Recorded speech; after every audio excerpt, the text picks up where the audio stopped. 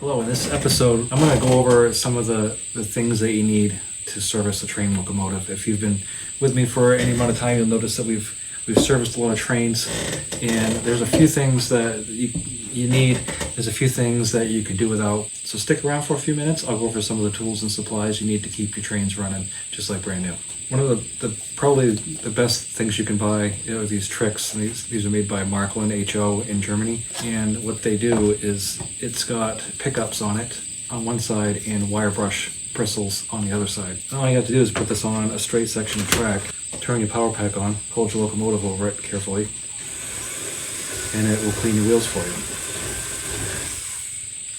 So you can do most of your train maintenance with just this one piece of equipment right here, and it's really inexpensive. I'll put a link to it down at the bottom of the video. Some of the other things that I find come in handy is just a cheap paintbrush for cleaning. You can get one of these little wire brushes from like the hardware store. It's got like a toothbrush end and then a small end. And this is good for cleaning different things. Obviously, Q-tips are the ubiquitous tool that you always need for working on trains. These right here are Woodland Scenics, but any tweezers will work. And this is really handy for either putting stuff on the board, or also if you've got one of these newer locomotives and it's got these little tiny LED bulbs and they tend to pop out. You can't get your finger in there. You're going to need one of these to put the bulb back in. Any one of these jeweler screwdrivers kits are great. They have different sizes, different parts and pieces, and those are great. These are burnishers, and what do burnishers do? Burnishers basically so these are for electronics, and I've got the fiber bristle, the brass bristle, and the steel bristle, and all it is really like a pen with a wire brush inside. So you just turn this and it turns out more wire brush as needed. And this is great for basically a lot of the same reasons you would want this for, except it's like I can't put this in the spot, so this is the piece that you would use to get in there. And this is really cheap too. I'll put a link to all these things. Obviously, a little pair of wire cutters, diagonal cutters. This is rail zip, and what this is a cleaner, and it is non-corrosive, so you can use this on your tracks. You can use it to clean your locomotives. You can pretty much clean anything with it. This here is Lionel Track Clean, which is essentially a locomotive and track cleaner. You would put this on a cloth and then wipe it over your tracks. Basically, just any of these little cloths here, you pour some of this on and wipe the tracks down, and that's how you would clean your tracks correctly. If you've got a lot more like tarnish and wear, some dirt on there, one of those little Walthers or whatever Lifelike makes them, they're looks like a rubber eraser, but they're kind of abrasive, and you just go around and do that. You don't ever want to use steel wool. A really fine grit sandpaper is okay, like the oxide for finish work on paint. But you want to be careful too. You don't want to really take off, much of the alloy, because then it will really be prone to rotting. And then the last thing is some LaBelle's 107 with Teflon.